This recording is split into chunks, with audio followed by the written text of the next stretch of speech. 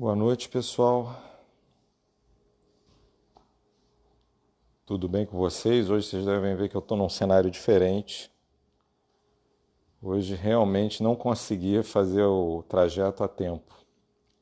E isso é bem significativo, né? Porque é sinal de que as coisas estão começando a apertar, a normalidade está começando a voltar. E daqui para frente, talvez uma das coisas que eu tenha que pensar seriamente é em mudar o horário dessa live. Em vez de 18h18, a gente fazer um pouquinho mais tarde, tá? boa noite, todo mundo entrando. Hoje o tema é um tema assim, eu acredito que seja um dos temas que menos vocês devem ter conhecimento que eu já coloquei aqui, né, provavelmente. E é curioso que eu não tinha pensado nesse tema de live, até que eu falei no Telegram, eu tava comentando no Telegram o que eu queria fazer, o que eu ia fazer, que a gente teve, não sei se vocês lembram ou se vocês participaram, eu fiz uma enquete no Telegram sobre o que vocês preferiam, né, depois daquela live que a gente teve há 2 dias atrás sobre linfoma do manto, de células do manto. O que vocês preferem?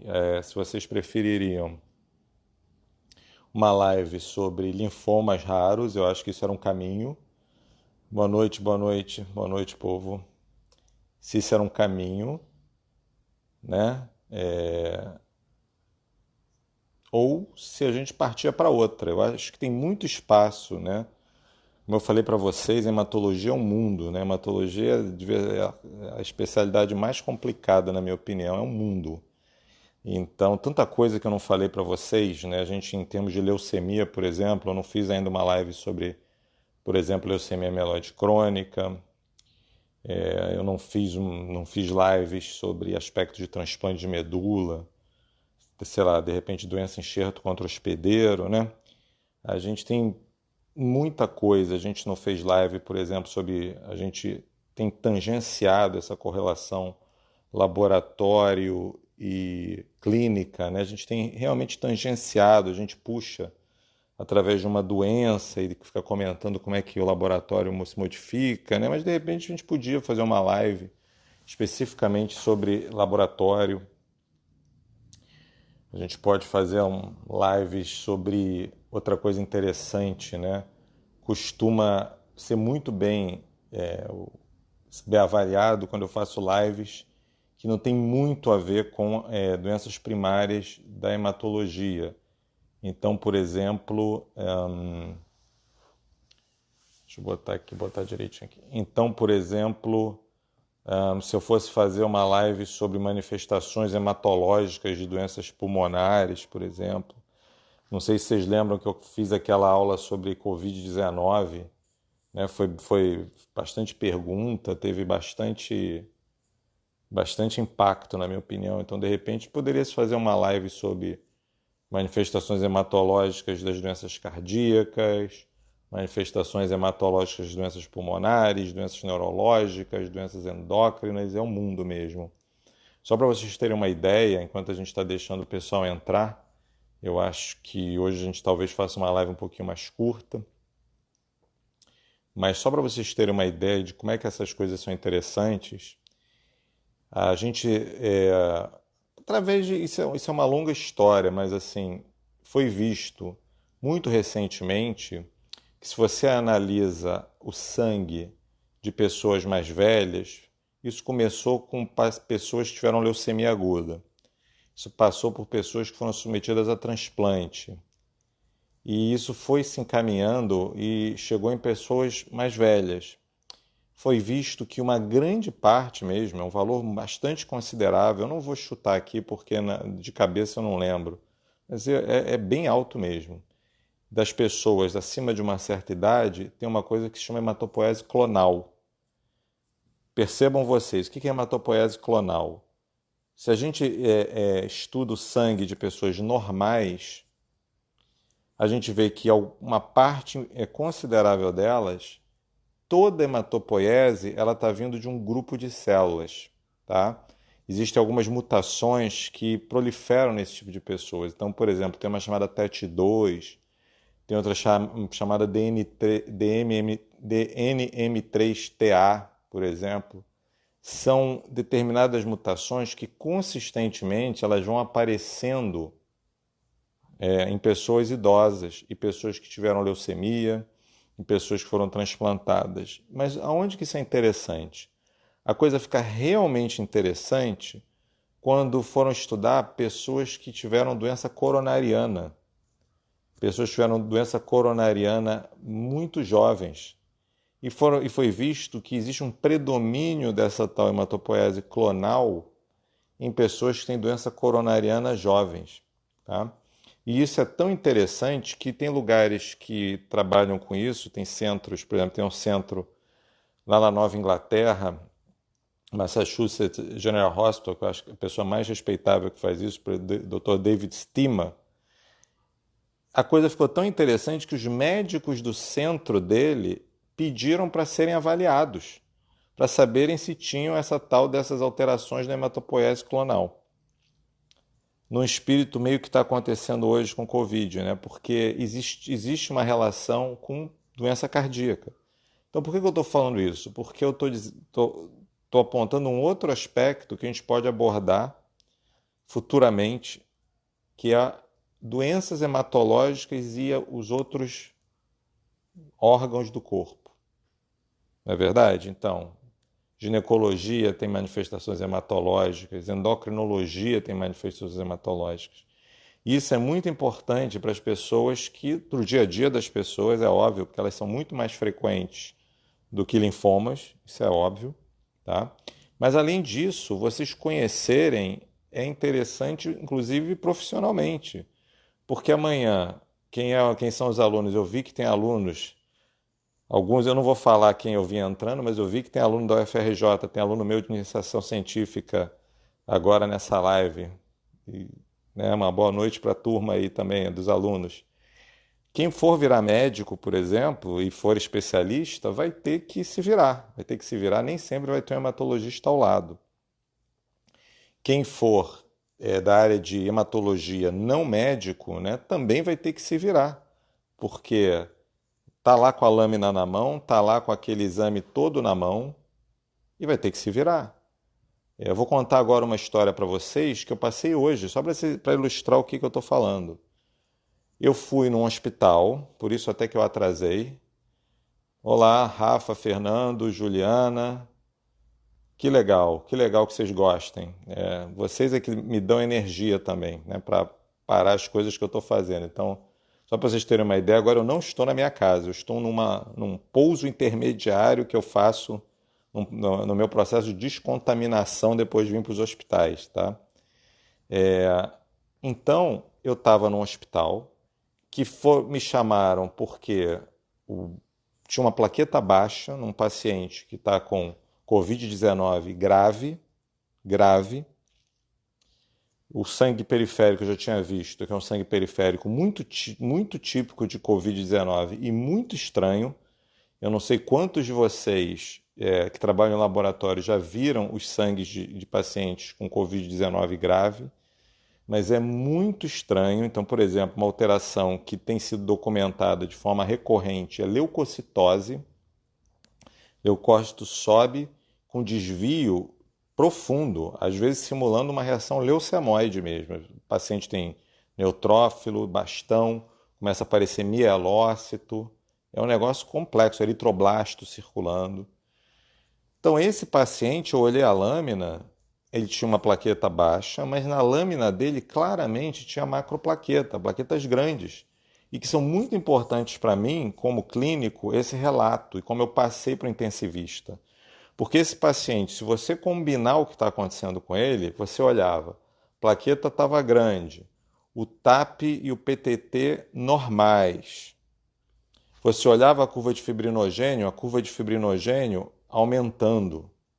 Né? A gente vê o paciente em terapia intensiva, colhe muito desses exames. Então, fibrinogênio subindo, o dedímero subindo, o dedímero de hoje acima de 2000. O normal deste hospital era 500, acima de 2.000. Ontem era 900. E essas macroplaquetas, então, claramente, não é um tipo de paciente que vai sangrar, né, pessoal? Talvez seja o paciente até que a gente tenha que ficar estudando trombose, né? Fazendo Doppler para ver se tem trombose, porque fibrinogênio subindo, dedímero alto. Então, essa informação isolada, uma plaqueta baixa, não era uma informação útil. A informação completa era plaquetas grandes, macroplaquetas, com perfil de coagulação que é mais para o lado trombótico. Então, nós não vamos ligar, que isso que eu conversei com o médico assistente, não é para ligar para essa plaqueta baixa. E a partir de amanhã, gentilmente, o laboratório se propôs a fazer contagem manual, no microscópio, para a gente entender se essas plaquetas grandes estão sendo contadas pelo aparelho ou não. Então, se o mundo fosse, em outras palavras, se o mundo fosse mais justo, nós teríamos muito mais hematologistas trabalhando, não é? Porque a gente tem que dar palpite em muitas situações em que a gente, inclusive, nem é convocado, tá? Nesse caso em particular, a minha entrada no caso, ela se deveu a uma entrada mais colateral. Não foi nenhuma. Quando eu entrei, o paciente já estava com a doença bem alterada, com o exame de sangue bem alterado. Então, a gente tem que saber. Nós não somos chamados. Eu, como hematologista, não sou chamados, então eles confiam no laboratório. Todos vocês que estão aqui, que trabalham em laboratório, ou a turma que dá plantão, eles confiam no laboratório, tá? Não vão ficar ligando para o hematologista. Então vocês têm que, né, se preparar. E aquelas pessoas que não são médicos, não são pessoas ligadas à saúde, também tem problemas. Quem é que não tem quem é que não tem parente com doença cardíaca? Quem é que não tem parente com doença no pulmão? Quem é que não tem parente com doença ginecológica? Quem é que não tem parente com problema de tiroide, por exemplo? Tudo isso tem alterações hematológicas. Então a gente vai, de repente, no futuro, partir para um capítulo desse, tá? Mas enquanto isso, nós vamos falar de linfoma. E eu vou falar quase que de improviso, porque eu estou segurando o celular numa mão, estou sem o meu apoio de celular. Então vocês me perdoem se tremelicar um pouquinho, tá? Hoje o assunto é um linfoma que tem nome. Existe o linfoma de Hodgkin. E a maioria das pessoas acham que não tem mais outros nomes de linfoma. Tudo fica linfoma não Hodgkin. Mas entre os linfomas não Hodgkin também existem alguns nomes. Então, por exemplo, uma coisa que eu pensei em falar para vocês, veja, existe um tipo de linfoma chamado micose fungoide.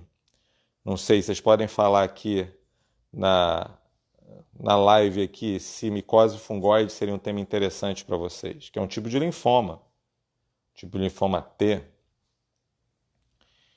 E existe também esse tipo de linfoma, que se chama macroglobulinemia de Waldenstrom, tá? Esse é um nome antigo, é um nome clássico e é um nome que merece uma explicação antes de tudo, obviamente, porque antes de tudo a gente sempre conta história.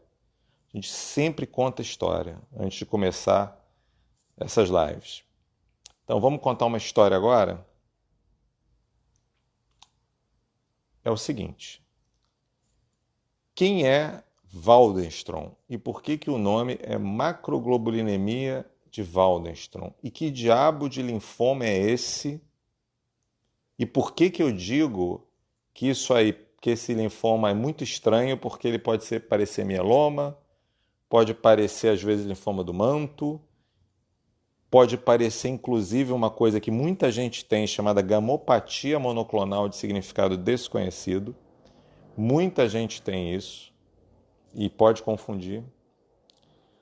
Então vamos contar uma história. É um linfoma relativamente novo, tá? O Waldenstrom, que era um médico, se eu não estou muito enganado, ele era um médico de alguma força armada, não me lembro se era marinha ou aeronáutica, mas isso me foge à memória.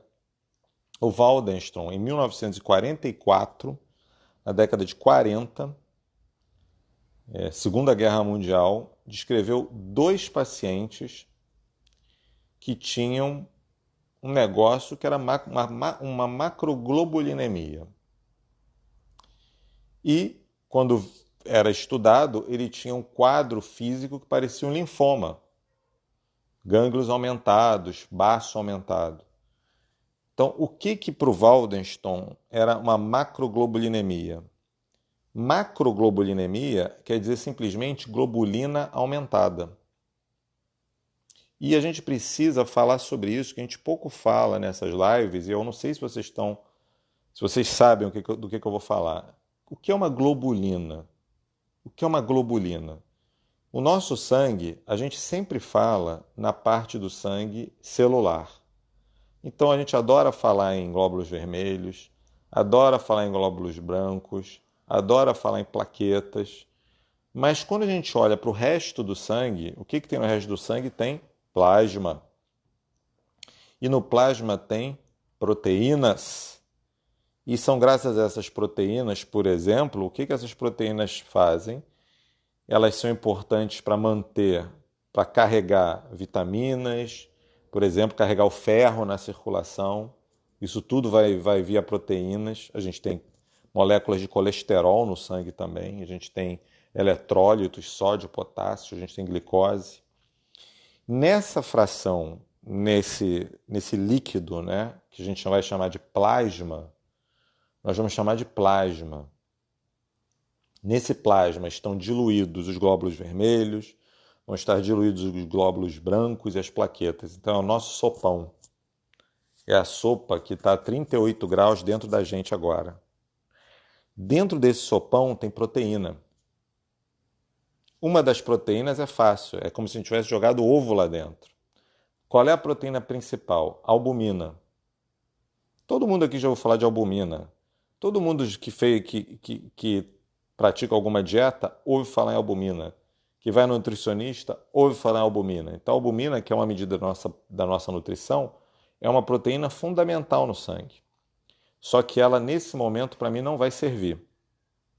Quando ela está baixa, o paciente fica inchado, por exemplo. Então, ela controla um pouco a reabsorção de líquidos. Tá? O que vai me interessar é o que não é albumina. Então, existe um exame de laboratório chamado proteína total e frações. Vocês conhecem esse exame? Vocês estão por dentro desse exame? Muita gente pede proteína total e frações. E o que vem? Quais são as frações? A albumina e as globulinas. Tudo o resto que não é albumina, a gente convencionou chamar de globulina. Então, macroglobulina significa simplesmente que a pessoa tem uma globulina aumentada. Então, na época do Waldenstrom, era meio por aí que era o diagnóstico. Ele via que a globulina estava alta e ele também sabia o que tinha nessa doença, que é muito característico dessa doença. É praticamente o único linfoma que faz isso e é muito mais comum do que, por exemplo, em mieloma. Sabe o que é? Hiperviscosidade. Já ouviram falar em hiperviscosidade? Alguém de vocês já leu alguma coisa sobre hiperviscosidade? O que é viscosidade? Viscosidade é aquela propriedade de você separar, você pegar um líquido, fazer um movimento de pinça, quando você larga, quanto mais viscoso, mais ele está agarrando em você. A água não tem viscosidade. Você esfrega e ela vai toda embora. Quanto mais viscoso, menos líquido. Percebe? A gente sabe disso. Álcool gel, por exemplo, agora está na moda, né? O nosso exemplo é sempre em torno de álcool gel, né? Viscoso, né? Você sabe aquela mão toda melequenta, né? Melada. Bom, aquilo é viscosidade. E vocês imaginem o que acontece quando a viscosidade do sangue aumenta. Cria um quadro chamado hiperviscosidade, e foi o que o Waldenstrom documentou. Uma macroglobulinemia que cursava com hiperviscosidade. E o que são os sinais e sintomas de hiperviscosidade? O que na clínica, o que a pessoa tem que sugere hiperviscosidade? Muito bem. São sintomas relacionados ao fluxo de sangue diminuído. Então, dor de cabeça, sonolência, zumbido, zumbido no ouvido, hemorragias. E a hiperviscosidade pode dar sangramento. Um sangramento que é muito típico de hiperviscosidade a gente chama de epistaxe, que é um sangramento pelo nariz, sangramento nasal. Então, dor de cabeça, sonolência, zumbido, sangramentos, hiperviscosidade. Por que que na macroglobulinemia de Waldenstrom a gente tem hiperviscosidade? A gente tem hiperviscosidade por causa de uma propriedade fundamental que toda macroglobulinemia de Waldenstrom tem. E é por isso que tem esse nome, senão ela não receberia esse nome. Ela muda de nome. Não existe macroglobulinemia de Waldenstrom sem um pico de IgM. E agora ficou difícil, né? Eu estava falando de globulina, agora eu estou falando de pico de IgM. Então a gente vai explicar isso melhor para você. E isso a gente não costuma falar em linfoma, a gente costuma falar em mieloma. Quem vê a gravação que eu fiz de mieloma, pode ver, o mieloma ele se caracteriza por ter algumas células parecendo com uma célula chamada plasmócito, que produzem anticorpos. Esses anticorpos também recebem o nome de globulina. Haja visto que isso é comum ao nome gama-globulina.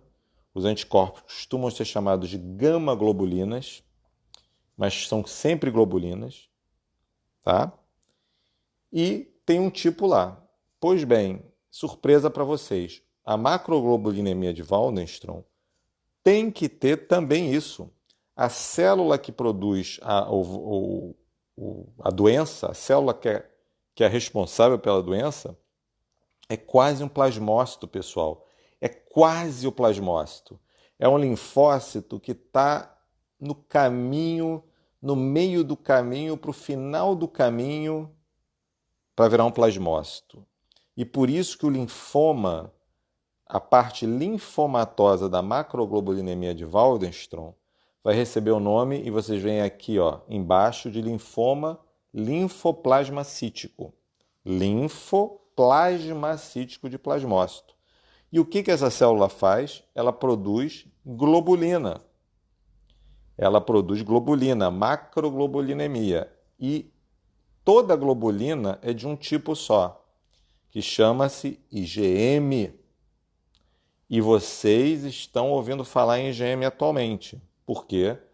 Covid. Quem é que aqui do nosso grupo aqui, já fez a sorologia para coronavírus? Quem é que já fez? Sabe disso. A sorologia para coronavírus vem uma parte IgM e uma parte IgG. Quando a gente tem a primeira resposta imunológica, sobe IgM. Quando a gente tem a segunda, aquela resposta mais duradoura, aquela resposta mais eficaz, aquela resposta que a gente vai buscar quando faz a transfusão de plasma, a gente vai ter que ter o quê? IgG. Então, olha como a coisa fica fácil de entender. Quando eu tenho uma coisa mais para o lado do linfoma, eu vou subir IgM, que é a primeira que se forma. Então, o Waldenstrom é um pico de IgM. Quando eu vou ter uma doença de linfócito mais terminal, como o mieloma múltiplo é uma doença do linfócito mais terminal que existe, que é o plasmócito. Então, a maioria dos mielomas é IgG. E em seguida vem IgA. Depois vem cadeia leve. Depois vem IgD. IgM não tem. Mieloma IgM é raríssimo. É raríssimo. E por que o fato de ter um pico de IgM marca essa tal de macroglobulinemia de Waldenstrom? Pessoal, motivos também são óbvios. O que que a IgG faz? Vamos lá. O que que o IgM e a IgG é? A IgG é um anticorpo pequenininho, pequenininho que anda sozinho, tá? Em geral, ela não causa muito problema. Existem algumas IgGs que são mais ferozes, tá? Mas são raras. IgA, ela anda em dupla. A gente chama de dímero. Ela anda em dupla. Então já é mais perigoso. Então, por exemplo, o mieloma IgA, ele tem mais propensão à insuficiência renal. Por quê? Porque entope o rim. Ela é grande, ela anda em dupla. A IgM, pessoal, anda em grupo de 5. A estrutura da IgM é um pentâmero, que chama. É uma palavra feia para dizer que você agrupa 5 IgMs e elas andam juntas. Enorme.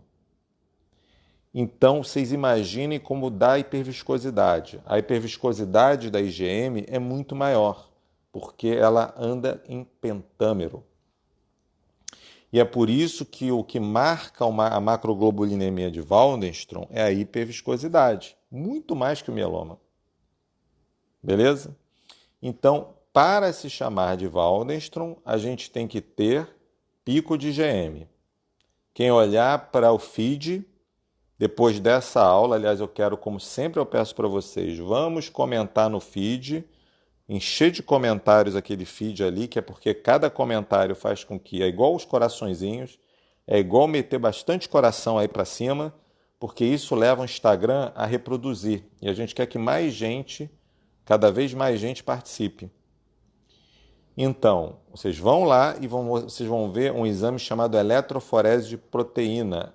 Tem um tracejado, que vocês vão ver lá 2 picos. O primeiro pico é a albumina, como eu expliquei para vocês que a albumina é uma proteína fundamental. É o primeiro pico, está sempre lá. É o pico da esquerda sempre guia a gente. E se vocês olharem para o lado direito, um segundo pico. A identificação que a gente faz por um outro exame, chama imunoeletroforese, tá? Mostra que é uma IgM, de Maria, IgM. Ok? O que acompanha isso? O que vem junto? Qual é o pacote linfomatoso, vamos dizer, dessa doença? Toda IgM, então a gente pode enveredar de outra forma aqui. Toda IgM, tem que me orientar aqui que eu estou com o relógio do celular para olhar. Toda IgM vai ser Waldenström? E aí a coisa fica confusa. Então eu tenho que desfazer essa confusão. Nem toda, na verdade, a maior parte dos picos de IgM não será Waldenström. Não mesmo. Nesse ponto, o Waldenström é igual mieloma. Existe uma pré-lesão chamada gamopatia monoclonal, de significado desconhecido. Vocês conhecem, pessoal?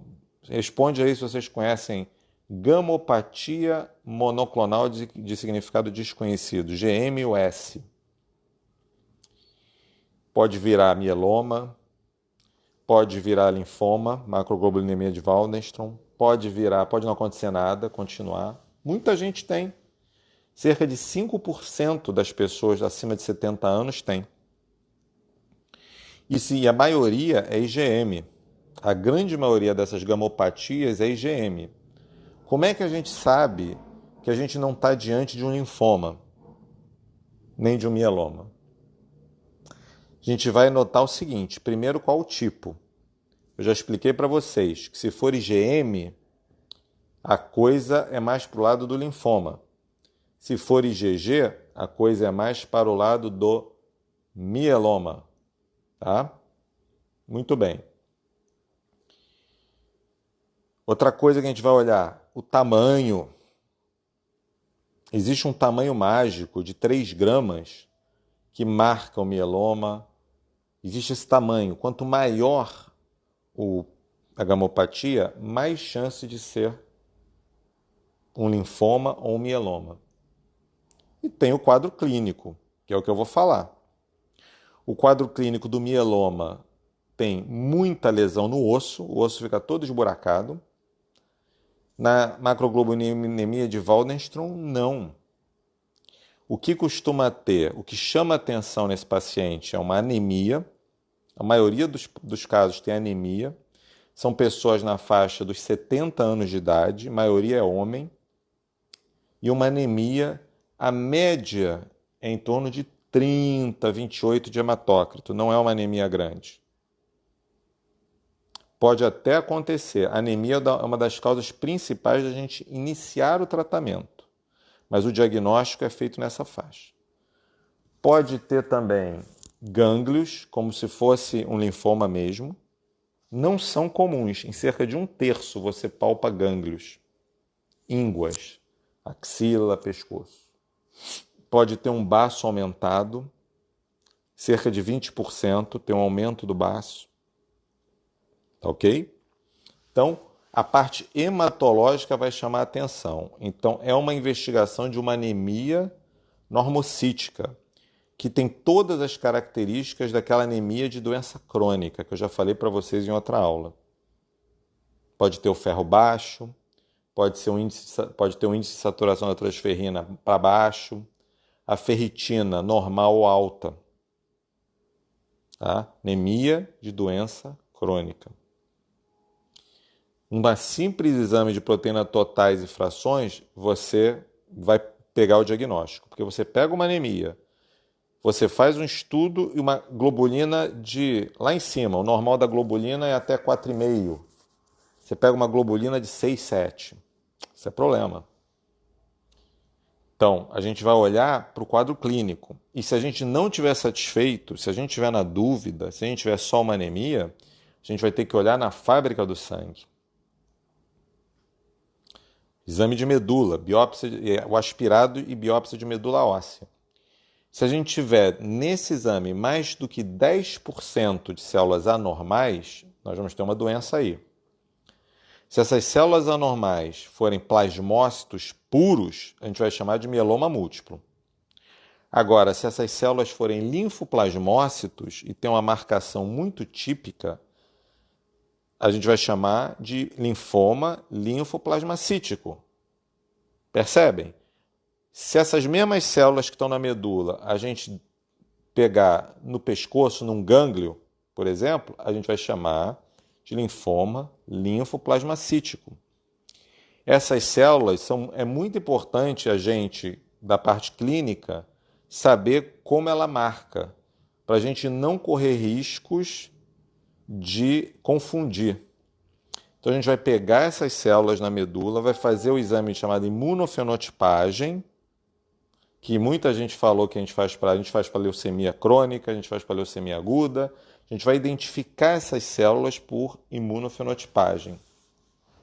E quais são essas células? Elas vieram de onde para formar esse linfoma? Elas são células que são CD5 negativas, CD10 negativas, elas são CD20 muito positivas, FMC7 positivas, tá?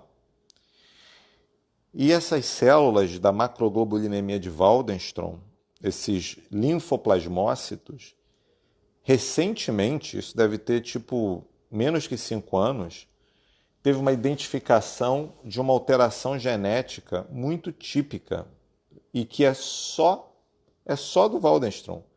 É diagnóstico. Se vocês tiverem condição de fazer, ou se vocês podem procurar no laboratório que vocês trabalhem, que chama mutação de um gene chamado MYD88, MYD88. 90% dos pacientes que têm macroglobulinemia de Waldenström vão ter essa mutação. Interessante, né? Olha como é um linfoma esquisito, né? E esses pacientes que têm essa mutação são os que são sensíveis a remédios de nova geração. Um grupo de remédios de nova geração que é bastante caro e bastante eficaz para essa doença. São os inibidores de Bruton quinase. São os pacientes que têm a mutação do MYD88. Tá confuso, pessoal? Vamos seguindo? Então, eu falei do quadro clínico, ele vai ter essa globulina alta que pode dar hiperviscosidade, vai ter no hemograma uma anemia de doença crônica, leucócito em geral normal, Essa doença dificilmente circula, pode circular. Se você olhar o sangue periférico, você pode ver os plasmócitos, os linfoplasmócitos, pode inclusive confundir, às vezes, até com uma infecção, não é? A plaqueta é normal, testes de coagulação não se alteram. O baço pode estar um pouco aumentado, enfim. E você vai fazer a atoforese e vai ter aquele pico de IgM, tá? O que mais que essa doença pode dar? Por conta dessa IgM aumentada, ela tem também alterações muito características, que são por deposição da IgM. Então, por exemplo, uma coisa que pode dar é uma doença chamada amiloidose. Amiloidose é um depósito da IgM no rim. Outra coisa interessante que pode dar crioaglutinina. Aí, pessoal de laboratório da biomedicina, é uma das causas de crioaglutinina, que é uma doença que dá na ponta dos dedos aqui, né? Dá um problema vascular danado na ponta do dedo e pode dar até um tipo de anemia hemolítica, né? O sangue na ponta do dedo interage com esse anticorpo aí, essa crioaglutinina, e o paciente pode ter uma anemia por IgM. Quer ver outra coisa que IgM dá? Crioglobulinemia, tipo 1 e tipo 2 pode dar no Waldenstrom. Quais são os sinais de tipo 1 e tipo 2? Uma coisa na pele, a crioglobulinemia dá muito problema de peles, uma doença chamada vasculite, mas parece que confunde muito com petequia, quimose, como se o paciente estivesse sangrando, mas são lesões dolorosas. Tá? Crioglobulinemia. Tem pacientes que têm uma doença, problemas neurológicos nos pés, neuropatias. Tá? Tem um anticorpo chamado antimag, que também ele aparece no Waldenstrom. É uma doença muito interessante desse ponto de vista, muito florida, e que se a gente não pensar, a gente não faz o diagnóstico. Vai passar como mieloma múltiplo às vezes, vai passar como um outro linfoma, ou nem vai passar como nada, vai ter aquela anemia. Você imagina uma pessoa de idade, 70 anos, com uma anemia e uma dor na perna. Que é coisa mais comum que isso? Então a gente tem que correr atrás da neuropatia, senão a gente não faz o diagnóstico. Tá ok? Em termos de tratamento, para eu poder abrir para algumas perguntas aqui, deixa eu ver, são quase 6 horas, então vamos falar um pouco de tratamento. Os sintomas principais têm a ver com essa IgM. Então, de forma aguda, às vezes o paciente tem risco de vida. Se essa viscosidade estiver muito alta, se essa IgM estiver muito alta e o paciente com muito sintoma, ele pode, inclusive, ter infarto, ter AVC, porque o sangue fica grosso. Nesses casos, a gente tem que fazer uma filtração de sangue. É um procedimento chamado plasmaférese, tá? Em que a gente faz o sangue dele circular numa máquina, como se fosse uma máquina de diálise parecida, mas é uma plasmaférese, e a gente retira o plasma dele, retira esse plasma, vai retirando esse plasma, vai tirando essa IgM. A plasmaférese é muito boa para tirar a IgM, a gente baixar essa IgM. E tem que ser muito, e o médico tem que ser muito esperto, porque uma das coisas de tratamento que o pessoal mais gosta de dar para a macroglobulinemia de Waldenstrom é um negócio chamado rituximab. Rituximab é um anticorpo anti-linfócito B com CD20 positivo. Então, mieloma, por exemplo, o rituximab não funciona. Em Waldenstrom funciona. Então, olha como o Waldenstrom parece um linfoma. Então, rituximab funciona. O único problema é que se você faz um rituximab, você dá rebote, a IgM vai lá em cima. Lá em cima, isso é normal em Waldenstrom. E se o teu paciente tiver com viscosidade aumentada, ele pode morrer. Então a gente tem que tomar um cuidado danado no manejo desses pacientes. Transfusão de sangue, por exemplo, outra curiosidade. Ninguém que tem viscosidade aumentada pode fazer transfusão de sangue. A gente tem que filtrar o sangue dele, diminuir a doença para poder fazer uma transfusão de sangue nele. São dicasinhas que são super, né? Só quem viu, quem é da área, é uma doença bem rara. Até para mim, para hematologista, professor universitário, hospital universitário, também é uma doença rara. Ok? Então, rituximab por um lado. Se esse paciente precisa tratar, a gente também só vai tratar em quem precisa. A gente pode fazer desde esse rituximab de forma isolada, até combinar com remédios de quimioterapia. E a gente pode aí usar remédios até de mieloma. Por exemplo, tem um remédio chamado bortezomib. A turma aí que está nessa live aí que tem mieloma ou que trata mieloma conhece. Todo paciente com mieloma usa bortezomib hoje, que o hospital tem condição de comprar. Todo mundo usa bortezomib.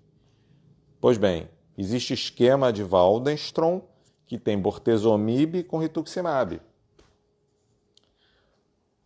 Rituximab, bortezomib e dexametasona. Dexametasona é um corticoide super usado em mieloma, muito mais do que em linfoma.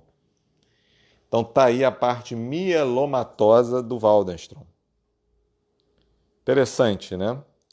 Outra coisa interessante do Waldenstrom é porque como ele tem essa mutação desse gene MYD88, tá? Como tem a mutação desse gene, deixa eu ver aqui, 7 horas.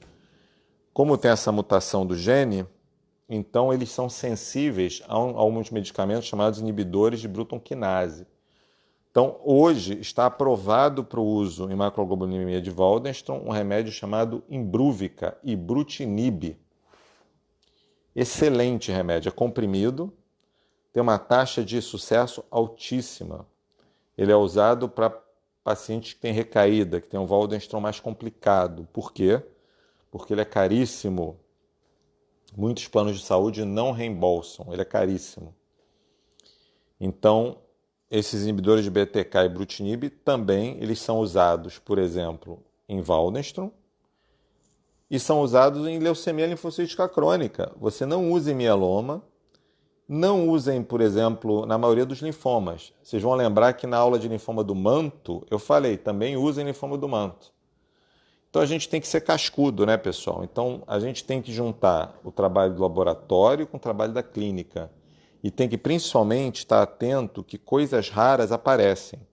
E vocês do laboratório, ou vocês alunos, vocês colegas médicos, têm que estar cientes disso para ajudarem as pessoas, porque é uma doença que pode matar. Se a hiperviscosidade não for tratada, o paciente morre. Não for reconhecida numa emergência, por exemplo. Então, se esse paciente chegar com uma história de linfoma, com sintomas de hiperviscosidade, as pessoas vão fazer a globulina, não vão, pessoal? Vão dosar a proteína total e frações. Se a globulina estiver alta, tem que transferir rapidamente, começar corticoide, de repente, que é um remédio muito eficaz, e transferir rapidamente para um serviço especializado.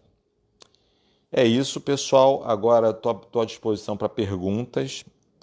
Só queria reforçar. Na bio, aquele botãozinho, quando você olha o meu perfil, aquele hiperlinkzinho que tem ali no endereço, tem o acesso à marcação de consulta comigo. Vocês podem marcar diretamente. Vocês podem me mandar um WhatsApp e eu pediria que o WhatsApp fosse para pacientes, para pessoas que querem consulta. Tá? Essa parte é a parte médica. Vocês podem ir para o Telegram. Eu acho que a gente tem que reforçar o nosso grupo de Telegram. Tá? Tá tendo informações isoladas só para o Telegram.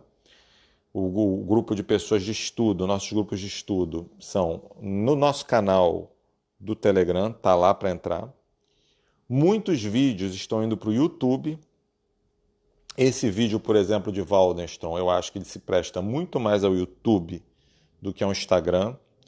De repente, eu mais tarde ou amanhã faço um resumo, um vídeo resumido para o IGTV.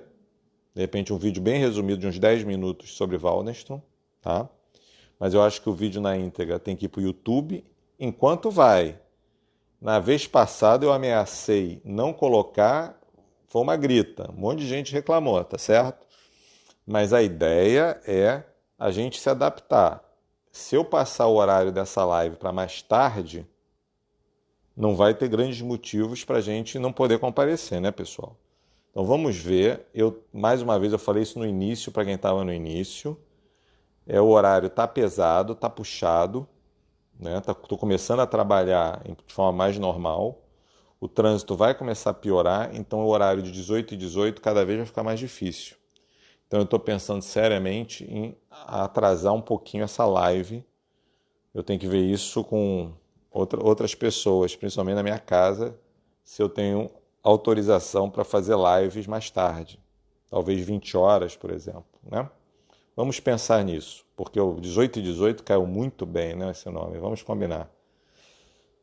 E aí, pessoal, alguma pergunta? Podemos encerrar? Estou vendo que não está aparecendo pergunta nenhuma. Eu acho que realmente é um tema que é um pouco pesado, talvez para vocês. Não sei se eu esgotei o tema. Se vocês têm alguma pergunta, alguma coisa que eu possa ajudar aí com vocês. 19, Michael, eu vou ter que estudar numerologia. Por 19 eu não gosto, é um número primo, né? E eu não gosto não, números primos, eu não sei. 20 e 20, vocês pegaram, né? Vamos lá. Boa noite. O senhor já tem notícia de algum paciente que tenha realizado tratamento com aversão genética? Ih, rapaz, Nático Pharma? Não sei. Olha, não existe. Deixa eu explicar para vocês, pessoal. Isso é uma coisa complicada, tá? E é bom que eu fale aqui. Um dia eu queria falar para vocês sobre isso, tá? Eu tenho alguns conhecimentos não muito comuns de médico, né? Então, por exemplo, eu já fui defender laboratório que produz medicamentos biosimilares em relação a medicamentos de referência. Então, por exemplo, não sei se interessa a vocês que a gente faça uma gravação sobre a diferença de medicamentos similares, biosimilar, referência, genérico. Eu acho que é muito interessante, foge um pouco da hematologia, mas a nossa área está muito invadida por esse tipo de medicamento. Então, pode ser que seja interessante falar. Então, só para vocês entenderem, medicamentos de referência, ibrutinib, que é o Imbruvica, lenalidomida, que é o Revlimid, eles têm direito legal a uma patente. Eles consumiram bilhões de dólares para o desenvolvimento, não estou exagerando, bilhões de dólares, tá?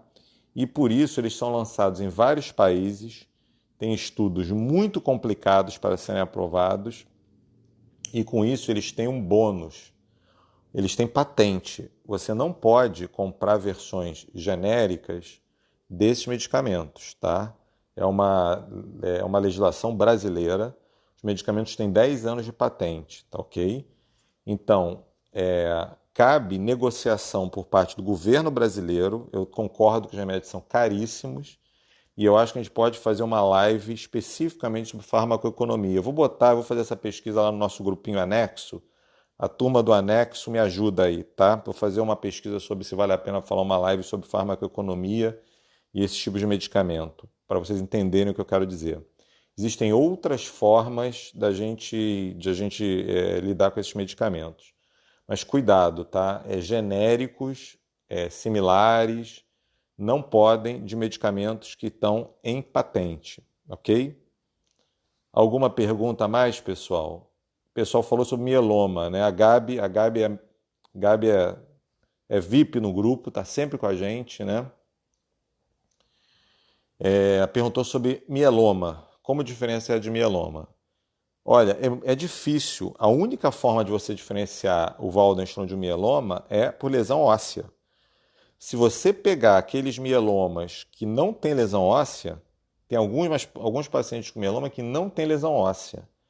A única forma de você diferenciar, Gabi, é você ter um pico IgG, ou IgD ou IgA, ou cadeia leve. Você não ter IgM.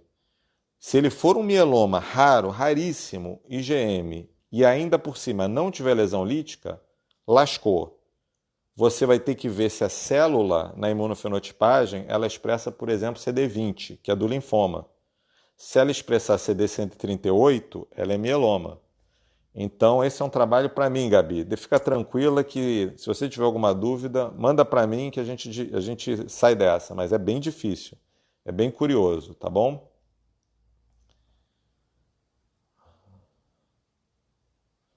Sandra, a Sandra diz que não está entendendo nada. Puxa, Sandra, não está entendendo nada? Vamos fazer o seguinte, Sandra. Entra para o YouTube. Eu vou subir essa live para o YouTube. Vou ver se eu subo ainda hoje, tá? Vê se você escuta de novo, Sandra. A gente precisa saber se você é paciente, se você é da área. Eu concordo com você, tá? Essa doença é uma doença rara. É um tipo de linfoma bastante raro e que talvez você realmente não precise entender, porque é coisa que a gente poucas vezes vai ver na vida, tá ok? Dá uma olhada lá no YouTube, acompanha outras lives mais antigas sobre linfoma, o geral de linfoma. Vai lá para o início, pode ser que você não tenha pego o início dessas explicações, tá ok? Muito bem. Muito bem, pessoal.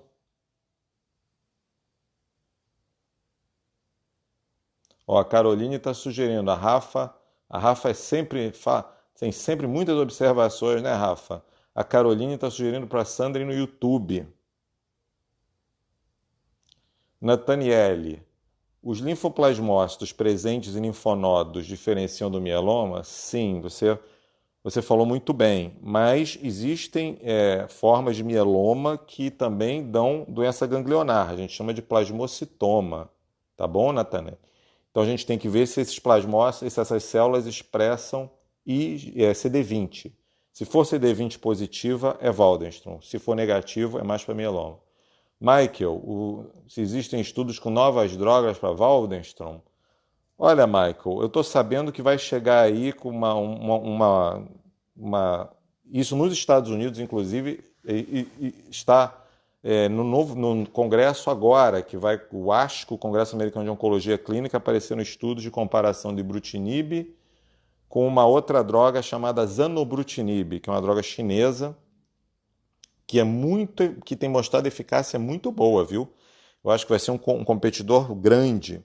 Existe também um outro competidor do ibrutinib chamado acalabrutinib, que não tem, que eu saiba, não tem grandes estudos em Waldenstrom. Eu acho que o grande competidor do ibrutinib pode vir a ser o zanobrutinib, tá? Tô sabendo aí em off que tá chegando no Brasil, que vem coisa aí por aí, tá? Mas ainda não está aprovado pela Anvisa. Muito bem, povo. Deixa eu ver que horas são. 7h13, quase uma hora. Então ficamos por aqui. Mando essa para o YouTube. Vou ver para a Sandra, vou ver se eu dou uma ajudada, faço um resuminho de uns 10 minutinhos e boto no IGTV. Eu acho que vai ajudar. Eu acho que Instagram as pessoas gostam de ver mais rápido, YouTube mais demorado. Estimulo muito a vocês, pessoal. Pessoal da área, pessoal que quer aprender, pessoal que quer continuar, vai para o canal. Vai para o canal e vai para o YouTube. Estou com muita vontade de investir no YouTube, tá? Eu estou vendo que muita gente boa investe em YouTube mais do que no Instagram. Instagram é para coisa mais rápida, tá bom? Gabi, são anemias. Em geral são anemias, em geral são aqueles pacientes que têm globulina alta. Hoje em dia as pessoas fazem eletroforese de proteína para qualquer coisa. Todo mundo faz uma eletroforese de proteína, não é? Então tem pintado a chamada gamopatia monoclonal. Então essa gamopatia monoclonal pode puxar um Waldenstrom, né? Tá ok? Muito bem, povo. Ana Carol, como entrar no Telegram? Vai na bio, Ana. Vai na bio ou manda um direct. Manda um direct para mim que eu te dou o link. Mas vai na bio do meu perfil lá que você vai ver que eu fiz de um jeito lá que você entra em qualquer lugar. Você vai na bio que você entra em qualquer lugar da minha vida. Desde marcar consulta até Telegram, YouTube, você entra em qualquer lugar, tá bom? Beleza, pessoal? Tudo de bom. Boa noite. Descansem e vamos ver quando é que eu vou fazer a próxima live, tá? Não devo fazer mais essa semana a live, tá? Vamos ver se a gente faz outras atividades aí lá no nosso canalzinho do Telegram. Vamos fazer enquetes, vamos fazer outras coisas, tá bom? Um grande abraço, felicidades, tá?